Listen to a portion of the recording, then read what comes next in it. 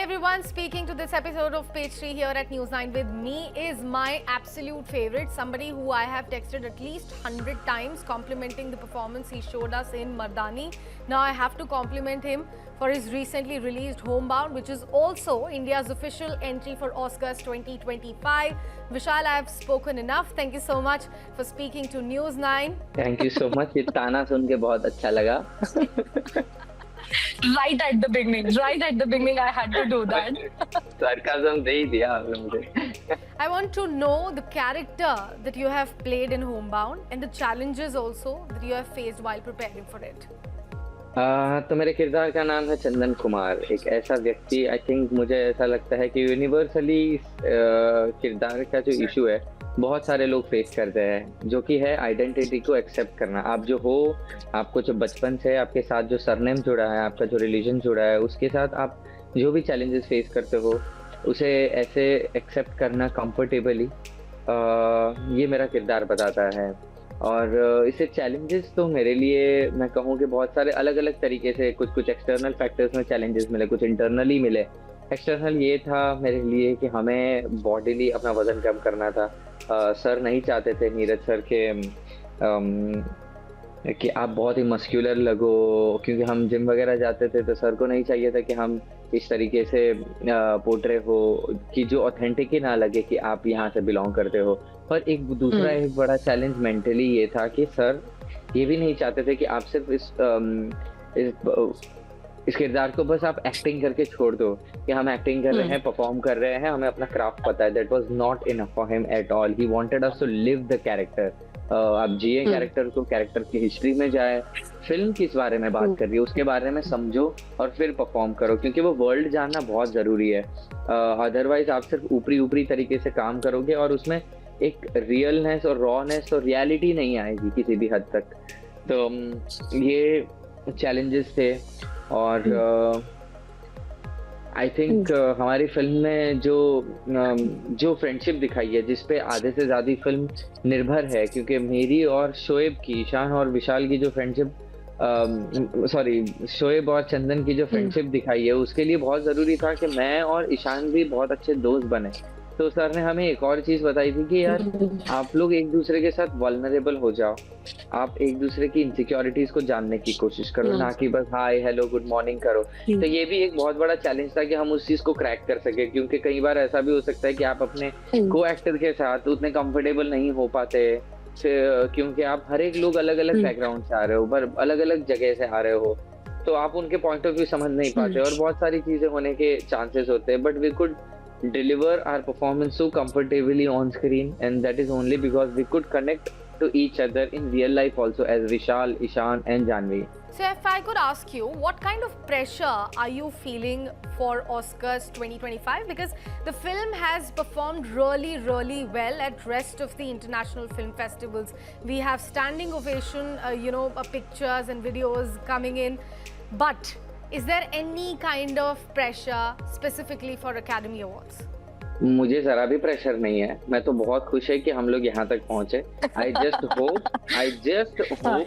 कि जब भी रिजल्ट आए एकेडमी अवार्ड का, वो बेस्ट फिल्म को मिले, फिर वो चाहे कोई भी हो। और मैं ये भी एट द सेम टाइम चाहता हूँ कि हमारी फिल्म ही बेस्ट हो। तो मैं इतना सोच के छोड़ देना चाहता हूँ, क्योंकि ये सब भी बोनस में ही जी रहा हूँ। मैं पर्सनली अगर बात करूँ, मिले तो बहुत अच्छा है, क्योंकि काफी साल से इंडिया एक चीज डिजर्व करता है और वो उसे मिलना चाहिए। और ये फिल्म बहुत ही जरूरी मुद्दे पे बात करती है, जैसे कि आपने कहा कि इंडिया के इंटरनल इश्यूज के बारे में बात करती है, हमारे सोसाइटी के बारे में बात करती है। बट मेरे लिए ये टॉपिक बहुत ही यूनिवर्सल भी है, क्योंकि जो डिस्क्रिमिनेशन की जो बात है वो अलग अलग तरीके से हर एक दुनिया के हिस्से में होता है। यहाँ पे हम जैसे कास्ट रिलीजन की बात कर रहे हैं, मुझे ऐसा लगता है कि हर दुनिया के हर एक हिस्से में कहीं ब्लैक एंड व्हाइट की इशू है। हम उसमें लड़ लेते हैं, कुछ लोग लैंग्वेज को लेकर लड़ लेते हैं, कुछ लोग पे लड़ लेते हैं कि आपके खाने का प्रेफरेंस क्या है, हमारे खाने का प्रेफरेंस क्या है। तो ये जो बचपन से हमारी साथ जो चीजें, हम जो ग्रो होते हैं उसके साथ जो हमें अटैचमेंट मिलती है ना, अपने किसी भी तरीके से, अपने थॉट को लेकर भी, अपनी आइडियोलॉजी को लेकर भी हमें एक अटैचमेंट होती है। उससे अगर कोई खिलाफ बात करे तो बड़ी ही तकलीफ होती है। इसीलिए मुझे लगता है कि ये एक यूनिवर्सल टॉपिक है। So the emotions which you have created via Mardani, from that instant, how did life changed? Life के 2-3 टर्निंग पॉइंट रहे हैं मेरे। एक फर्स्ट ब्रेक थ्रू जब मैंने महाराणा प्रताप में अकबर का रोल किया, देन सेकंड मर्दानी में सनी का रोल किया, एंड आई थिंक ये एक थर्ड। इसके बीच में हम काम करते हैं बट वो ऐसे वाव और ऐसे बूम नहीं हो जाता, और हमको नहीं पता वो कौन सा काम होने वाला है। तो मर्दानी के बाद एक वो समय शुरू हुआ जहाँ पे लोग मुझे मेरे नाम से भी जानने लगे, और एक अच्छे किरदार में बॉलीवुड में देखने लगे, और बॉलीवुड में एक छोटी जगह बननी शुरू हुई। लाइफ उसके बाद काफ़ी चेंज हुई, लोगों का प्यार ज़्यादा मिलने लगा, लोगों का रिकग्निशन ज़्यादा मिलने लगा, और मैं एज अ पर्सन और एज एन एक्टर दोनों तरीके से ज़्यादा ग्रो हो पाया। तो आई थिंक इस तरीके से मुझे ऐसा लगता है कि लाइफ में चेंजेस आए, और प्रोफेशनल लाइफ में ज़्यादा अपॉर्चुनिटीज़ आने लगी। तो आई थिंक ये सारे चेंजेस आए हैं मेरे ज़िंदगी में इसके बाद। हाँ, तो आई थिंक वही है, मर्दानी के बाद यही सारी चीज़ें चेंज हो गई, ज़्यादा अपॉर्चुनिटी मिली, और as a person as an artist दोनों तरीके से मैं ग्रो हुआ। लोगों का ज़्यादा नज़रिया बदल गया है। मैं तो आई थिंक सिमिलर हूँ बट लोगों के लिए, बट लोगों ने जिस हिसाब से मुझे सीरियसली लेना शुरू किया वो भी एक अलग था। और टीवी में क्या है कि लोग किरदार ज़्यादा पॉपुलर होता है, और फिल्मों में क्या होता है आर्टिस्ट ज़्यादा पॉपुलर होते हैं, नाम से जानने लगे। और ये भी मेरे लिए एक बड़ी अचीवमेंट थी कि लोग अब मुझे विशाल के नाम से जानते थे, और ना कि अरे तुम सीरियल में वो अकबर का रोल करते थे। तो ऐसे कई तरीकों के चेंजेस आए हैं मेरी जिंदगी में। When you were offered the role of Chandan, when you saw the script from Dharma coming your way, what was the initial thought that popped up in your mind? तो स्क्रिप्ट मेरे पास तो ऐसा नहीं आई थी, मुझे ऑडिशन देना पड़ा था। मैंने टेस्ट किया था अपने इस किरदार के लिए। मैं पहले शोएब के किरदार के लिए मैंने टेस्ट किया था, बट वो हो नहीं पाया किसी रीजन से। 2-3 महीने के बाद मुझे एक और कॉल आ रहा है कि हम चंदन के किरदार में आपको टेस्ट करना चाहते थे, क्योंकि जिस लड़के को हमने कास्ट किया था वो is not able to do the film. मतलब वाह, ये बड़ी अपॉर्चुनिटी वापस मेरे लाइफ में आ गई है। फिर मैंने मन्नतें मांगी। भगुड़ा आपको तो पता ही है, मोगल माँ का मंदिर है, मैंने वहां से मन्नत मांगी, और मैंने मैनिफेस्ट किया, मेडिटेशन किया, और स्क्रिप्ट अच्छे से पढ़ के गया। मैं अपने लोगों के साथ बात की और होमवर्क करने की बहुत अच्छे से कोशिश की, और एक सेक्रीफाइस और एक ज्यादा थोड़ा अबव माय लिमिट जाने का एक और जरिया, मतलब एक और चैलेंज ये भी था कि मेरे पैर पे एक्सीडेंट हुआ था, घर पे मेरा टेंडेंट कट था। तो मैंने सोचा कि ठीक है, बट फिर भी मैं जाऊंगा जरूर टेस्ट करने के लिए। तो ऑपरेशन हुआ था, तब भी मैं वो सपोर्टर लेके, वो वॉकर लेकर मैं चले गया। और एक दिन फिर मुझे बुलाया गया धर्मा ऑफिस में कि आप और ईशान दोनों साथ में कैसे लगते हो, आपकी केमिस्ट्री कैसी लगती है, लेट्स सी। और वो मैंने देखा, and then I think Karan Johar को भी लगा होगा कि he is perfect fit for the character of Chandan Kumar, और उन्होंने कास्ट किया। तो जब फिल्म फर्स्ट टाइम पढ़ी तो समझ में आया कि इस किरदार की जर्नी बहुत अमेजिंग है। और फिर नीरज सर से बात की, और जितना मैं समझ पाया था उससे ज़्यादा गहराई से मैं समझ पाया कि एक जर्नी है अपने आप को एक्सेप्ट करने की, अपनी आइडेंटिटी को कंफर्टेबली एक्सेप्ट करने की, और कभी-कभी इस प्रोसेस में सालों लग जाता है। और फिर भी हम इस प्रॉब्लम को ही समझ नहीं पाते कि हम जो भी इशू फेस कर रहे हैं उसमें कहीं ना कहीं खुद को एक्सेप्ट करना होगा, हम क्या है, कहाँ से आते हैं। तो मैं खुद भी अपने आप को बहुत तरीकों से एक्सेप्ट कर पाया हूँ, और चंदन की जर्नी इसीलिए मेरे लाइफ में हमेशा बहुत स्पेशल रहेगी, और एक अलग ही स्पेस रहेगा चंदन के लिए हमेशा। You know, Vishal, one thing that I'm extremely curious about, and it strikes my mind whenever I see your picture or while I see you perform at the screen, because your eye color is very interesting. It's different from rest of the Indians. Is there any character you have played in which director might have told you that your eye color is very intimidating, you have to wear lens? ये film के लिए ही ना, चंदन के लिए मैंने lens पहना। चंदन के लिए लेंस पहना है, सलाम वेंकी में भी मैंने लेंस पहना है, और ये मुझे अच्छा लगा। लेंस पहनवा के भी लोगों ने मुझे कास्ट किया, क्योंकि एक समय ऐसा था लोग कहते थे अरे विशाल की आंखें ऐसी है ना, हरी हरी ग्रीन आंखें हैं, इसीलिए इसको ज्यादा कैरेक्टर मिल जाते हैं, ज्यादा रोल मिल जाते हैं।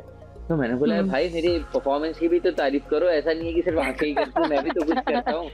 तो तो अभी ये बात का मुझे वैलिडेशन मिल गया कि देखो लेंस पहनवा के भी लोग मुझे कास्ट करना चाहते हैं।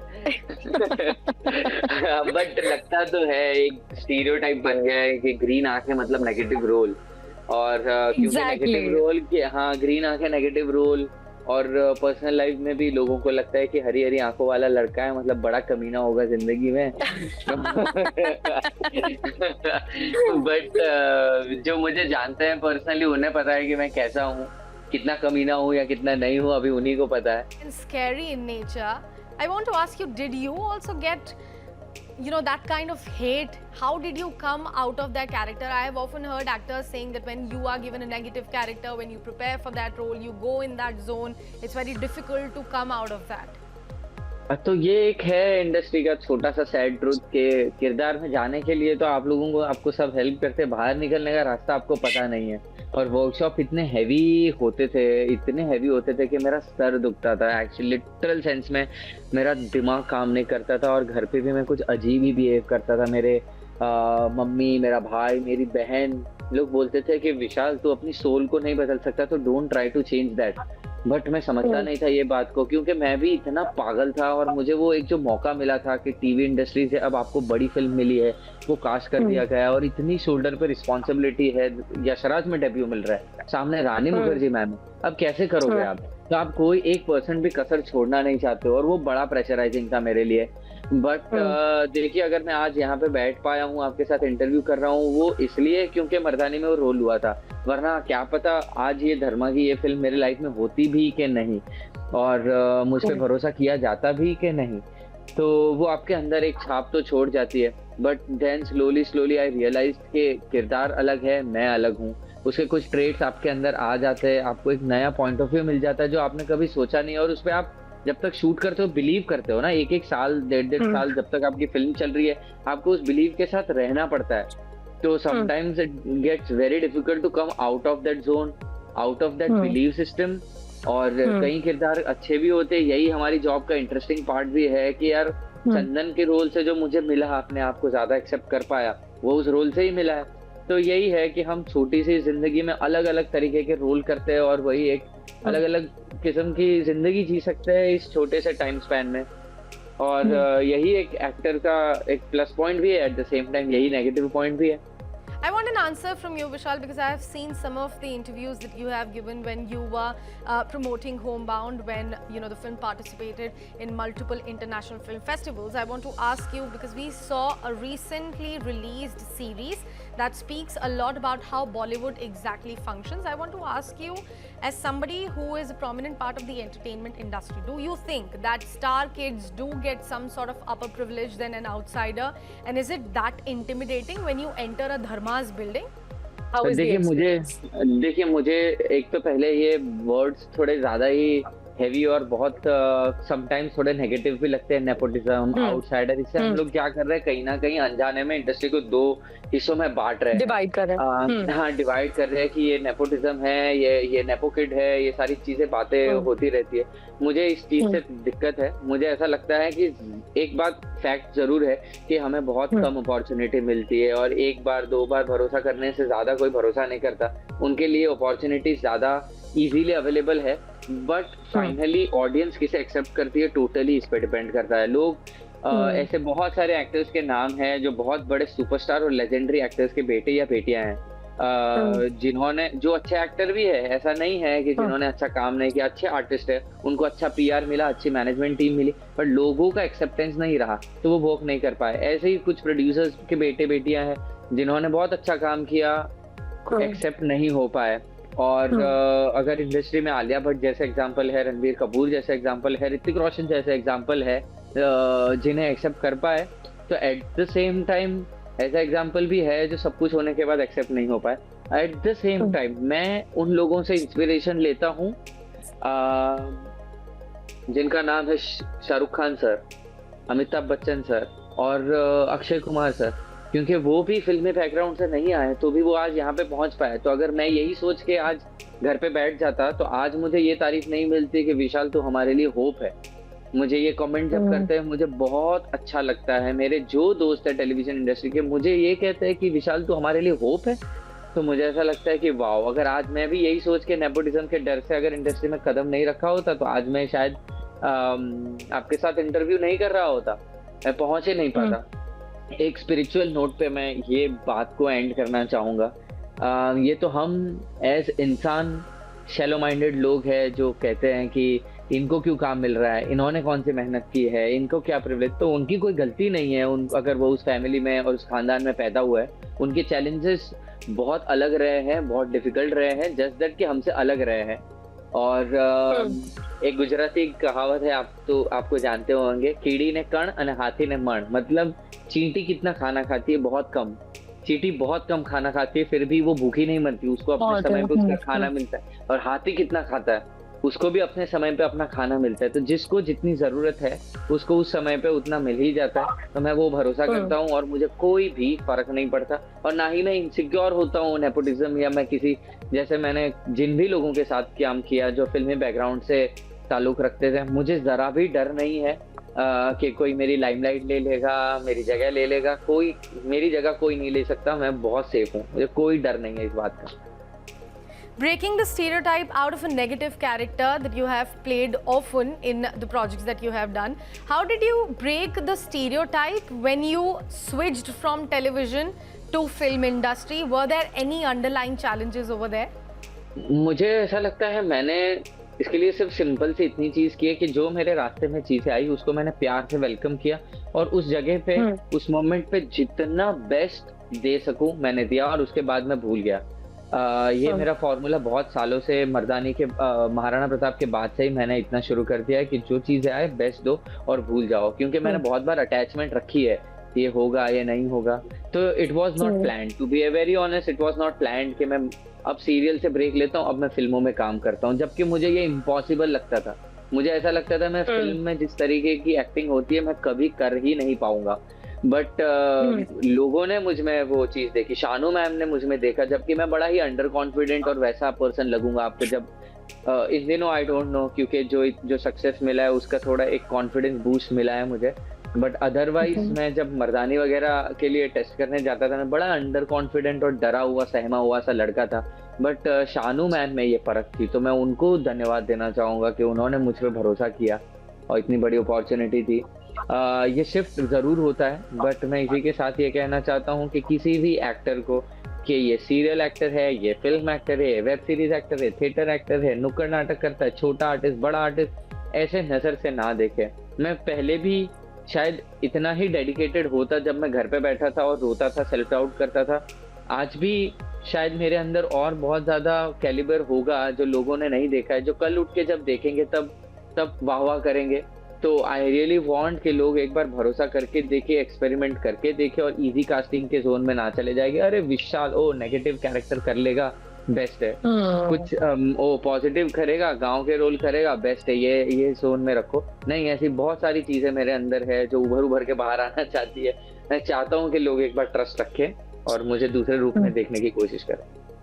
Last but not the least, Vishal, I would love to know what's in the bag post Homebound. मैंने कुछ चीजें शूट की है, वो शायद बाहर आएगी, और बाकी मैं स्क्रिप्ट पढ़ रहा हूँ, नरेशन ले रहा हूँ। लेट्स सी क्या सिलेक्ट कर पाता हूँ और क्या मेरे नसीब में लिखा है। And I would like to wish you luck for all of those projects. But first up, I would want you and Team Homebound to get that golden statuette home. And all the very best. Thank you so much for speaking to News 9. It was a lovely chat. It's a tick mark to my bucket list because I'm a huge fan. Thank you so much Thank you for getting the time out and speaking to us. All the very best for Oscars 2025.